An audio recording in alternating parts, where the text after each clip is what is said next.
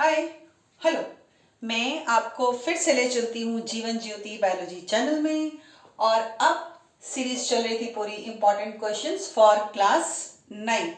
लिख लेते हैं आगे क्लास 9th और ICSE बोर्ड। चलिए, क्वेश्चन नंबर 1 में थे जहाँ 5 मार्क्स के पार्ट्स में क्वेश्चन पूछे जाते हैं। ठीक, उसमें अब हम लोग एक नए तरीके का क्वेश्चन देखते हैं। देखिए, आप उसका डी पार्ट ले लेते हैं। कह रहे copy and complete the following passage. बिना डायग्राम की ये क्वेश्चन समझ में नहीं आएगा, बट आपको करना कैसे है वो पैटर्न यहाँ पहले समझ लेते हैं। मेरे साथ बने रहिएगा। देखिए क्या कह रहे कॉपी। कॉपी का मतलब जो पैसेज यहां से यहां तक लिखा हुआ है, इस पैसेज को आपको अपनी आंसर स्क्रिप्ट में पहले लिखना है। फिर कह रहे हैं एंड कंप्लीट, इसको टी को जरा साफ सुथरा कर लिया जाए, and complete the following passage. इसका मतलब ये हुआ कि यहाँ जितने फिल इन द ब्लैंक्स दिए हैं उनको फिल करके हमें इस पैसेज को सेंसिबल तरीके से, जिसका कोई मीनिंग निकलता हो, उस तरीके से इसको फिल करना। राइट, आइए देखते हैं। पहली बात तो ये कि हमेशा ये कोशिश करिए कि आइडेंटिफाई कर पाए। आइडेंटिफाई कर पाए का मतलब हम लोग ये पहचान पाए कि ये पैसेज जो पेपर में आया है वो कौन से चैप्टर का है। कैसे पहचान दे? देखिए कह रहे हैं the is an elastic bag located below the, second fill in the blanks आ गया। It walls are highly and churn the food thoroughly. अब ना पता है, ऊपर से तो पढ़ते चले आ रहा हूं, नहीं समझ में आ रहा था। जहां हम फूड के पास आए समझ में आ गया कि ये डाइजेस्टिव सिस्टम से आया हुआ है, यानी ये आपके पाचन तंत्र से पूछा गया एक क्वेश्चन है। क्योंकि जैसे उन्होंने लिखा food thoroughly the opening of the stomach, देखो ये स्टमक को देखा जैसे ही समझ में आ गया कि हमें ये डाइजेस्टिव सिस्टम से पूछा गया क्वेश्चन है। यानी ये स्टमक दिया हुआ है, इंटेस्टाइन भी लिखा हुआ है एक जगह पे। देखिए कुछ वर्ड्स है ना, जैसे इसको देखेंगे, इसको देखेंगे, इसको देखेंगे, तो ये क्लियर हो गया कि भाई ये डाइजेस्टिव सिस्टम से आया हुआ है। इसलिए एक रिक्वेस्ट ये है कि जल्दी में पहले वाले वर्ड को भर करके इस वर्ड से इसको एडजस्ट करने की कोशिश मत करिए। सेंस निकालिए, पूरा इसको पहले पढ़िए, देखिए कि इसका मीनिंग क्या निकल रहा है। तो क्या निकल रहा है? वो कह रहे हैं कि हमें फूड को थॉरोली मूव करना है स्टमक से इंटेस्टाइन में, और उसकी ओपनिंग को क्या कहा जाता है ना? तो दी इज एन इलास्टिक बैग। तो एक आंसर तो हमें यहीं से मिल गया है ना। क्या कह रहे हैं? स्टमक जहां से स्टार्ट करेंगे तो माउथ इलास्टिक होता नहीं, इसोफेगस इलास्टिक होता नहीं, फूड पाइप इलास्टिक होता नहीं, स्टमक इलास्टिक होता है, क्योंकि उसमें जैसे जैसे फूड जाता है ना वो ऐसे बलून की तरह फूलता जाता है।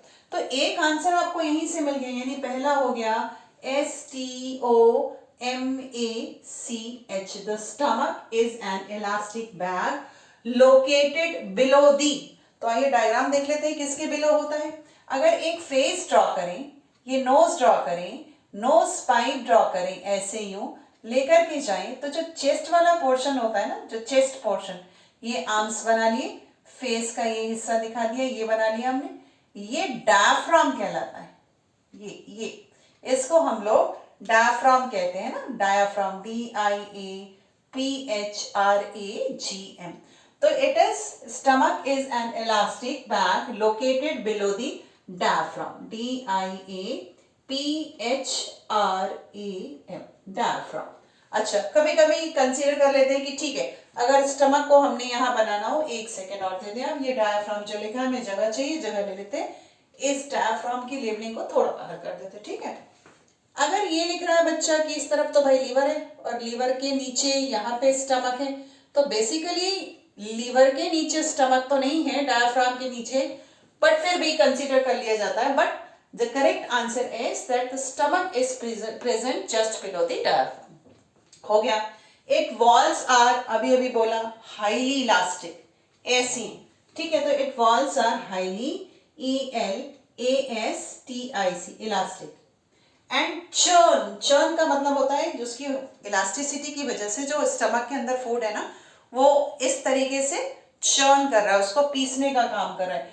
यहाँ पे जो फूड है इसको लिख लेते हैं STOMACH, स्टमक। यहाँ पे जो फूड है उसकी वॉल जो है वो उसको चर्न करने की कोशिश कर रही है। फिर कह रहे हैं the opening of the stomach into the intestine. तो स्टमक की ओपनिंग, ये स्टमक ऊपर से आ रहा था, फूड पाइप से मिला, यानी इसको थोड़ा क्लीन कर लेते हैं। आइए इसको सबको हटा दीजिए, आर्म्स वगैरह हटा दें। ये हमने बनाया फूड पाइप ऐसे, यूं, ये फूड पाइप बनाया ऐसे ऐसे। डायफ्राम को हमने यहाँ लगा लिया, चेस्ट कैविटी बना लिया, ये हो गया डायफ्राम, ये बना लिया हमने मस्कुलर डायफ्राम। फूड यहाँ से अंदर गया, ऐसे आया ऐसे आया ऐसे आया, और उसके बाद फूड यहाँ पहुंच गया, ये आ गया। अब ये स्टमक इंटेस्टाइन में खुल रहा है, जिसमें स्मॉल इंटेस्टाइन के पहले पार्ट को हम लोग ड्यूडेनम कह रहे हैं। तो वो कह रहे हैं कि the opening of the stomach into the intestine is called, आपका आंसर होगा पाइलोरस। ये आंसर हो गया है ना। तो यहाँ पे जो ओपनिंग है, यहाँ पे स्फिंक्टर पाया जाता है, ऐसा ऐसा, यूं यूं लगा होता है, सर्कुलर मसल्स होती है। इसको अगर कट कर दें तो इसकी जो ओपनिंग है वो ऐसे सर्कुलर मसल्स लगी होंगी, और इसको हम कहेंगे PYLORUS, pylorus. It has sphincter. Sphincter का मतलब होता है वन वे मूवमेंट है, नीचे की तरफ खाना जाएगा, ऊपर की तरफ नहीं आना चाहिए। तो हम लिखेंगे SPHINCTER। अगर आपको ये स्फिंक्टर टफ लगे तो आप यहाँ पे वॉल्व वर्ड भी यूज कर सकते हैं, VALVE। अब ये आपका 5 मार्कर क्वेश्चन, और 5 के 5 नंबर आपको मिल गए। यानी आपने लिखा पहले, the stomach is an elastic bag located below the diaphragm. Its walls are highly elastic and churn the food thoroughly. The opening of stomach, this is the opening of stomach into the intestine is called pylorus. It has sphincter to keep the opening closed. इसकी जो opening है उसको बंद करने के लिए इसके पास sphincter है, like a valve to prevent the food passing from stomach until it is thoroughly churned up. यहां से फूड एक बार जो ऐसे करके चला गया, उसके बाद वापस वो स्टमक में नहीं आता, पेरिस्टाल्टिक मूवमेंट के थ्रू वो नीचे जाता रहता है। चलो भाई, अभी ना अब हम दूसरे तरीके का क्वेश्चन पढ़ेंगे, ठीक है। क्या कह रहा है, गिव वन सिंगल, यानी यहां हमें स्टोरी नहीं लिखनी है, ठीक है। कह रहे हैं give one function of the following, जो नीचे लिखे हुए हैं उन सबका एक इंपॉर्टेंट फंक्शन बताइए। पहला वर्ड है एपी, EPI, ग्लॉटिस। ग्लॉटिस एक ओपनिंग होती है, उस ओपनिंग के ऊपर जो होगा उसको एपीग्लॉटिस। तो अब ये क्या कह रहे हैं, एपीग्लॉटिस। आंसर में लिखेंगे हम, it closes wind pipe when we, हम लोग swallow, SWALLOW, swallow food in food pipe. बड़ी अचरज की बात है, यहाँ पे तो मैम आप बता रही है खाना फूड पाइप में जा रहा है और बंद विंड पाइप को कर रही है। ऐसा ही करना है, इसलिए विंड पाइप को बंद करना है एपीग्लॉटिस को, ताकि जब हम कोई चीज अंदर की तरफ स्वेलो करें ना, तो वो फूड पाइप में ही जाए, विंड पाइप में ना जाए। आप ना एक अपने आप जब आप पढ़ रहे हो तो इमेजिन करके देखो कि आप कोई चीज निकल रहे हैं, अंदर लेके जा रहे हैं। जब आप ये इमेजिन करेंगे कि ऐसे करके आपने इमेजिन किया, उतनी देर में आप ब्रीदिंग नहीं कर रहे होते, आप सांस नहीं ले रहे होते। खुद से प्रैक्टिकल करके देखिए, ऐसे करके कोई चीज हमने स्वेलो करी। अब ये है कहाँ, देख लेते आइए। जो फूड पाइप होता है, ये फूड पाइप है, माउथ का पोर्शन, इसको फूड पाइप बना लेते हैं, ठीक है। जो फूड पाइप होता है ऐसे जा रहा है, ये नेक रीजन से होता हुआ क्रॉस किया, पीछे की तरफ चला गया, और यहाँ नोज बना लेते हैं। देखिए ये नोज बन गई, ये नोज बन गई, इसी इंसान की नोज बन गई। तो ये विंड पाइप है। विंड पाइप इसको आगे की तरफ से क्रॉस करता हुआ ऐसे आ जाता है, सामने आ जाता है, यानी ये हो गया विंड पाइप, ये लिखा हमने विंड पाइप, ठीक। और ये हो गया फूड पाइप, फूड पाइप, ठीक। अब अगर खाना इधर से चला, यहीं से तो खाया या माउथ से खाएंगे, ये चला ये चला ये चला, तो अगर इस पैसेज को ओपन रखेंगे तो ये जो फूड है ना, ये विंड पाइप में चला जाएगा, इंसान चोक करके ऊपर पहुंच जाएगा, राम नाम सत्य हो जाएगा, मर जाएगा, राइट। तो हमें नहीं चाहिए। तो होता क्या है, एक यहाँ फ्लैप लगा हुआ है, ये फूड जब यहाँ पहुंचता है तो इस फ्लैप को पुश करता है। जैसे ही इस फ्लैप को पुश करता है ना, तो ये विंड पाइप जो है, ये विंड पाइप ऐसे करके एपिग्लॉटिस से क्लोज हो जाता है, ये बंद हो गया और फूड को पैसेज बन जाता है, वो आगे बढ़ जाता है। सिंपल। तो हमें क्या लिखना है? Epiglottis, it closes wind pipe when we swallow food in food pipe. Food pipe में हमने भोजन को निगला, ये ले गए और उस समय विंड पाइप बंद हो गया। यानी ये जो स्ट्रक्चर है ये है एपिग्लॉटिस। जब आप अपनी बुक के डायग्राम को ध्यान से देखेंगे तो इसकी लेबलिंग आपको दिखाई पड़ेगी। अच्छा चलिए आइए अब देखते हैं एल्वियोलाई, प्लूरल है ये। एल्वियोलाई हो या एल्वियोलस हो, एक ही चीज है। एल्वियोलस सिंगुलर है, एक वचन है। एल्वियोलाई प्लूरल है, बहुवचन है। कहाँ है? लंग्स के अंदर। क्या काम करता है एल्वियोलस में? Exchange, CHANG, exchange of gases, right, occurs, OCCURS, in alveoli. ठीक है, ये हो गया एल्वियोलाई। अब ये है कहाँ? अगर एक एक लंग्स बना दे ना, कंसीडर करो ये ऐसे, ये ऐसे, ये ऐसे, ये ऐसे, ये अगर एक लंग बना दे तो जहां पर गैस का एक्सचेंज होगा उसको एल्वियोलस कहते हैं। ये है एल्वियोलस। और जब ये खूब सारे हो तो हम इसको एल्वियोलाई कहते हैं। सिंपल। फिर कह रहे हैं हाइपोथैलेमस। ये कहाँ है? हाइपोथैलेमस आपके ब्रेन में है और इसका मेन फंक्शन होता है कि चाहे जाड़ा हो, गर्मी हो, बरसात हो, विंटर्स हो, समर्स हो, रेनी सीजन हो, ऑटम सीजन हो, बाहर का टेम्परेचर इस समय 26 डिग्री सेंटीग्रेड है। Hardly 20 days before 20 degree centigrade था, लेकिन आपकी बॉडी का टेम्परेचर हमेशा हमेशा 37 डिग्री सेंटीग्रेड था, ये रहता है। ये आपका बॉडी टेम्परेचर है। फंक्शन अभी नहीं लिखा हमने, ये मैं बता रही हूँ कि ये हमारा बॉडी टेम्परेचर। तो हाइपोथैलेमस कहाँ है? ये हमारे ब्रेन में है। It maintains body temperature. ये हो गया इसका फंक्शन।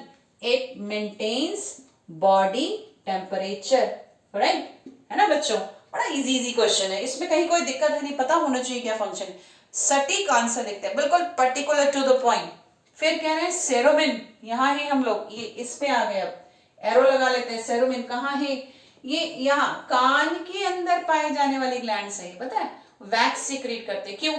जब आप नहा रहे हो तो नहाते समय भी कभी कभी कान में पानी चला जाता है ना, और बाहर की जो एयर है उसमें भी स्पोर्स है, फंजाई है, बैक्टीरिया है, उनके स्पोर्स है, वो भी कान में डायरेक्ट जा रही है। तो उसके जो वैक्स ग्लैंड है ना, वो वैक्स सिक्रीट कर, जब वैक्स सिक्रीट करेगी तो कोई भी चीज जो बाहर की जाएगी वो उसको ट्रैप कर लेगा। साथ में एक वाटर के लिए इंसुलेशन का काम करता है। यानी पानी अगर हमारे कान के डायरेक्ट कांटेक्ट में हमेशा रहेगा तो इन्फेक्शन होने के चांसेस रहते हैं, इसीलिए यहाँ पर वैक्स सिक्रीट हो रहा है। तो what is cerumen? Cerumen it is wax. देखा जाए तो ये इट इज वैक्स है ना, secreted by gland. It is wax secreted by gland, SECRET, secreted by gland, ये gland के थ्रू secrete हो रहा है। and found in ear, और कान में पाया जाता है। ठीक है, तो ये फंक्शन इसका एक, हमें एक का फंक्शन बताना था। तो वैक्स का फंक्शन क्या है? It traps germs. सिंपल, या तो जर्म्स को ट्रैप करेगा या ये इंसुलेटर की तरह काम करता है। अगला ये लास्ट वन, क्लाइटेलम। इस वर्ड को आपने कहाँ पढ़ा है? क्लाइटेलम को हमने क्लासिफिकेशन में पढ़ा है। क्या है क्लाइटेलम? अर्थवॉर्म में पाया जाता है, एक स्पेशल ऑर्गन है जो रिप्रोडक्शन में हेल्प करता है। मैं आपकी थोड़ी सी हेल्प कर दूं। यहाँ पे होता क्या है कि रिप्रोडक्शन में ये क्लाइटेलम जो है अर्थवॉर्म बना लेते हैं। अर्थवॉर्म को सिंपली ड्रॉ कर लेते हैं, ऐसा दिखा देते हैं, यूं, ये अर्थवॉर्म बना लेते हैं। कैसे पहचाने? एक ग्लैंडुलर ऐसा थिक सा स्ट्रक्चर डार्क ब्राउन कलर का अर्थवॉर्म पे दिखाई देता है। ये इसका इंटीरियर एंड है और ये इसका पोस्टीरियर एंड है, और ये हो गया क्लाइटेलम। ठीक है, तो अब इस क्लाइटेलम का फंक्शन क्या है? It helps in reproduction, PRODUCTION, reproduction of earthworm worm, यहाँ हमें लिखना पड़ेगा अर्थवॉर्म। क्यों? क्योंकि भाई क्लाइटेलम और बाकी सारे डिफरेंट काइंड्स के जो फाइलम्स हैं बाकी के एनिमल्स में तो है ही नहीं, तो हमें स्पेसिफाई करने से बेनिफिट मिलता है। टीचर्स जब एसेस करते हैं तो पता चलता है कि हमें लिखा हुआ है। बहुत ही टू द पॉइंट आंसर लिखिए, कनेक्टेड रहिए, लाइक करिए, सब्सक्राइब करिए। Bye bye.